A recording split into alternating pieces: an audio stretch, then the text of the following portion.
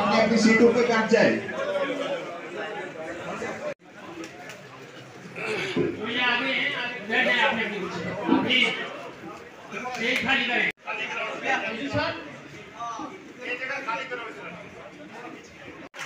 होते हुए मैं सजाद अहमद टिकलू जोनल सदर चिन्हाब वैली से गुजारिश करता हूँ, ये 8 कॉन्स्टिट्यूंसीज हैं चिन्हाब वैली की, जिसमें बंजाल, रामबन, डोडा वेस्ट, डोडा, भद्रवा, किश्तवाड़, पाटन और इंद्रवाल शामिल हैं। इसलिए वक्त का खास ख्याल करते हुए जो भी यहाँ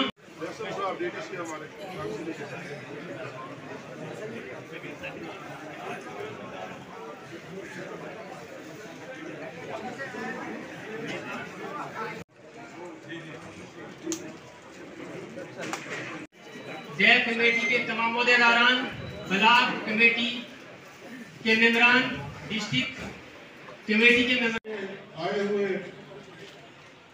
डीडीसी किश्तवाड़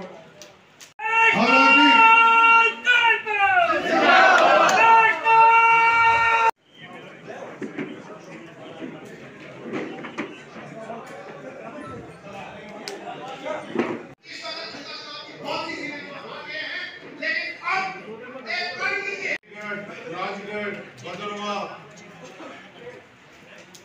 पूरे ब्लॉक से आए हुए यहाँ।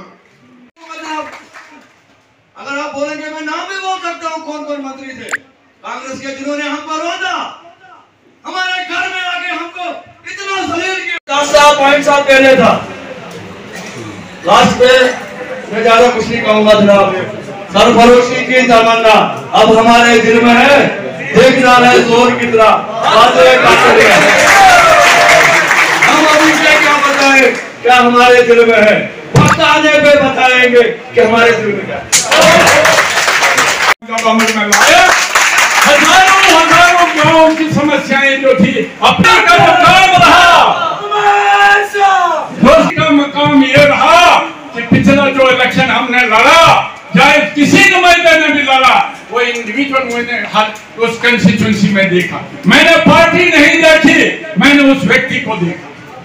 अगर आप लोग ने पार्टी होकर लड़ा होता तो कोई आपका बाल भी का नहीं कर सकते। मैं जनाब से गुजारिश करूंगा कि अगर आपने सीटें जीतनी है तो इसी हफ्ते हर कंस्टिट्यूंसी के उम्मीदवार का नाम जब्त हो जाना चाहिए, ताकि वो अपने तौर पर और पार्टी की तौर पर लगा करके हम इन सीटों को अपनी झोली में कर सकते। यानी कि हजरत वोटर का ये इशारा है कि हमें नहीं आना है, ये मफहूम है मुल्कस अंदर क्या क्या चुहाल दारुकुई नाम है उलूक मुल्कस सवाल, दारुकुई नाम है उलूक मुल्कस सवाल।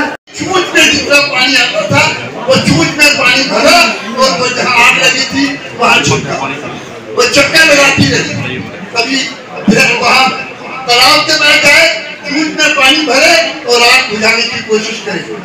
किसी ने उसे पूछा चिड़िया बड़ी छोटी सी है, तेरी चूट में कितना पानी आता है और वो पानी कितनी आग बुझाएगा? अब चिड़िया का जवाब ये था कि सवाल ये नहीं है तो मैंने वहां से कितना पानी लाया और उस पानी से कितनी आग। नेशनल कॉन्फ्रेंस के तमाम मेरे सीनियर साथी हजरात, यहाँ पे आए हुए ओहदेदार हजरात, पीडीसी, डीडीसी, डेलीगेट और वर्कर हजरात, आप सबको मेरे तरफ से आदाब और अस्सलाम वालेकुम।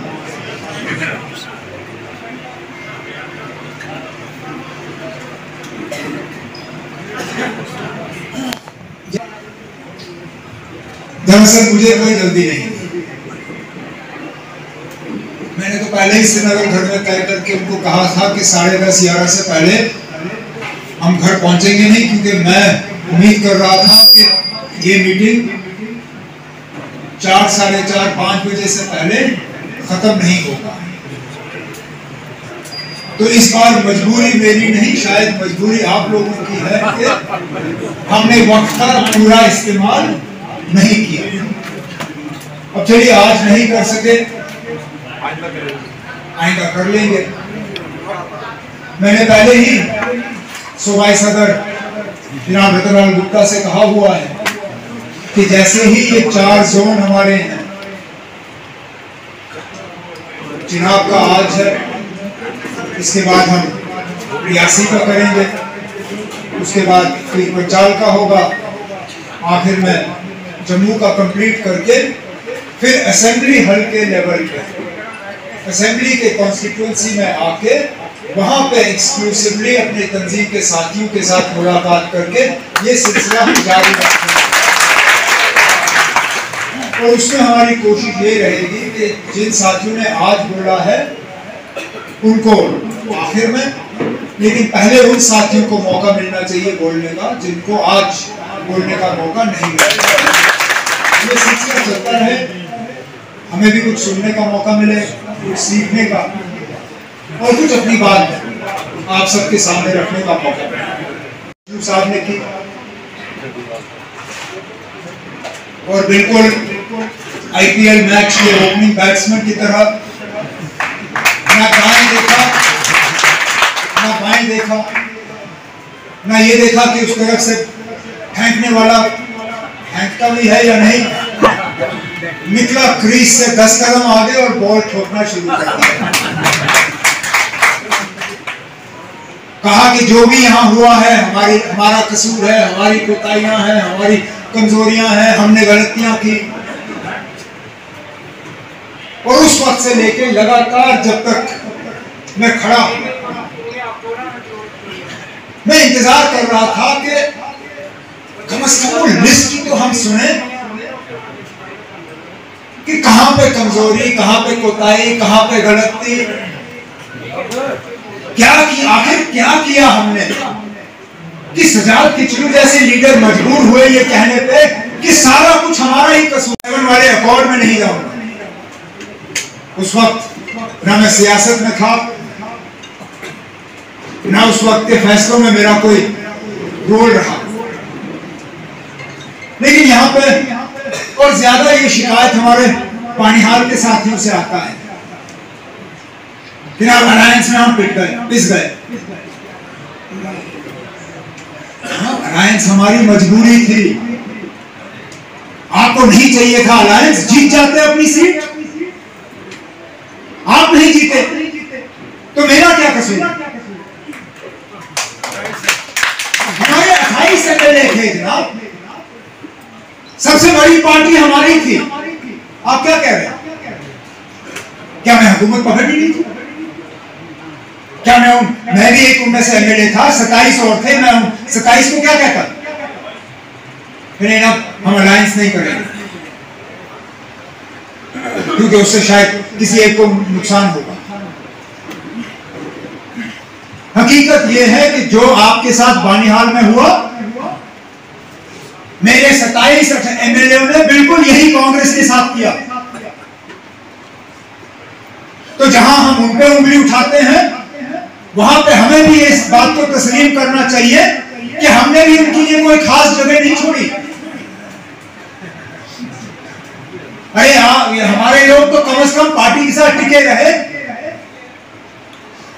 कुछ इलाकों में हमने उनको इतना परेशान और इतना सताया कि वो कांग्रेस छोड़ के दूसरी जमातों में चले गए।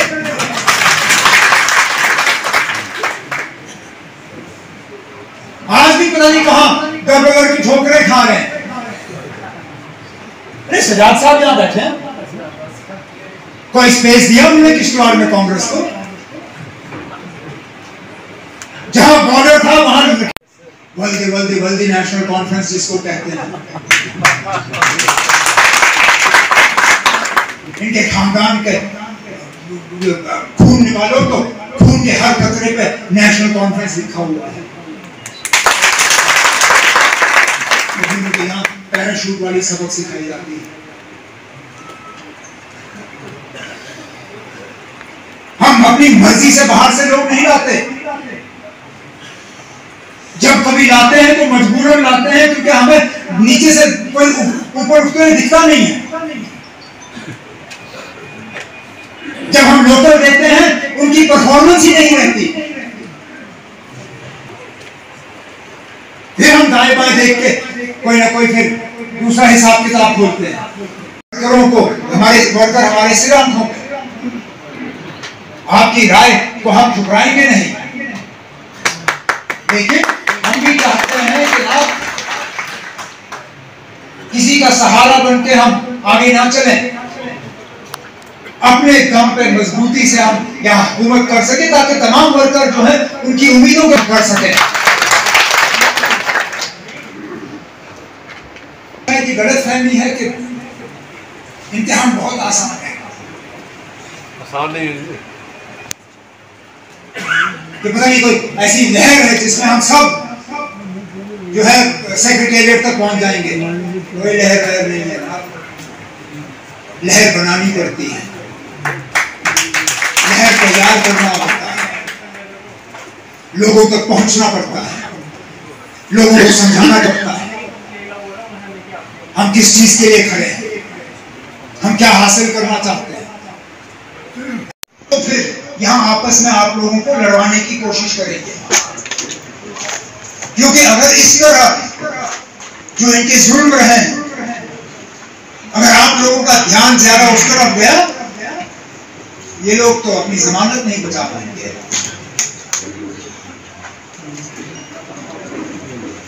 तो इसलिए मेहरबानी करके हमारा फर्ज बनता है, ये बड़े बड़े प्रोग्राम तो ठीक है, लेकिन हमें पोलिंग बूथ के लेवल तक जाके वहां लोगों को समझाना होगा कि क्या हालात बने हुए हैं यहाँ पे। इंसाफ की उम्मीद नहीं थी, हम वहाँ पे केस रखते की। हम सुप्रीम कोर्ट गए अगस्त 2019 में, क्योंकि हमें लगा कि जो जम्मू कश्मीर के साथ हुआ वो गैर कानूनी था, वो गैर आईनी था, और हमें आज भी लगता है कि सुप्रीम कोर्ट से हम जम्मू कश्मीर के लिए इंसाफ हासिल करेंगे। बार बार कहते हैं कि हालात इस तरह, अगर हालात ठीक हैं तो इलेक्शन क्यों नहीं? बड़े बड़े दावे तो होते हैं, लेकिन ज़मीनी सतह पे जो हकीकत है वो या तो शुपैया हो या रजौरी हो या पुंछ हो, कई ऐसे वाक़यात पेश आते हैं जिससे कि लगता है कि या तो जो वो दावे कर रहे हैं वो गलत है, या तो फिर हमें सही सिचुएशन जो है दिख नहीं रही है। लेकिन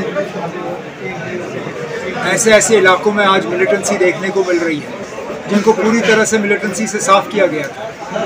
ऐसे ऐसे हमले हो रहे हैं जिनका हम भूल ही गए थे कि इस तरह के हमले हो सकते हैं, और ये इन लोगों का एक फेलियर ही मानिए कि इस तरह के वाक़यात जो है वो पेश आ रहे हैं। तो 5 अगस्त 2019 के बाद तो ये इनका लगातार सिलसिला रहा है, और हम इन चीज़ों से अब आदी हो गए हैं।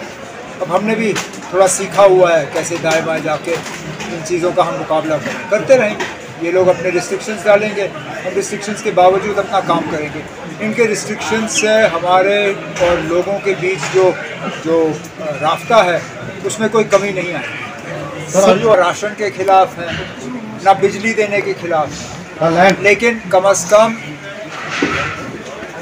लोगों की जो माली हालत है उसको तो बेहतर किया जाए। जिन नौकरियों के वादे हुए थे अगस्त 2019 में, वो नौकरियां तो मिले। ये लोग एक दिन लिस्ट निकालते हैं, दूसरे दिन लिस्ट को रद्द करते हैं, तीसरे दिन इंक्वायरी बिठा देते हैं, और उस लिस्ट में जो बेचारे जिनके नाम होते हैं वो ओवरेज हो जाते हैं। डेली वेजर आज परेशान है। डेली वेजर को ये नहीं पता कि कल की रोज़ी रोटी उनको हासिल होगी तो कहाँ से होगी। कहीं पे भी ये लोग लोगों के साथ इंसाफ नहीं कर रहे हैं, लेकिन जहाँ सख्ती करनी होती वहाँ ये लोग पीछे नहीं हटते, चाहे वो राशन के मामले में हो, चाहे ज़मीन के मामले में हो, चाहे मीटरों के मामले में हो। मैं मानता हूँ कि हुकूमत को है कभी कभार मुश्किल फ़ैसले लेने होते हैं, लेकिन इस हुकूमत ने सख्त फैसलों के अलावा और कोई फ़ैसला लिया ही नहीं। इस हुकूमत ने लोगों को कहीं पर भी राहत नहीं दी, उस चीज़ के हम खिलाफ। तो सोफर है जो फाउंड, इन्होंने स्टेट सब्जेक्ट का दायरा ही बदल दिया। हम तो कहते हैं ना वही तो मुसीबत है। इन्होंने स्टेट सब्जेक्ट का हिसाब किताब ही बदल दिया। जो ये कहते हैं हम जो बिना ज़मीन के हैं उनको हम ज़मीन देंगे। हम उनसे पूछते हैं ना, अब आपने इनको आइडेंटिफाई किस तरह किया? ये लोग आए कब? ये कब से यहाँ बसे हुए हैं और इनके पास ज़मीनें नहीं हैं? हमने इनसे कहा कि आपको कट ऑफ डेट रखिए, अगर और कुछ नहीं तो कम से कम 5 अगस्त 2019 ही रखिए।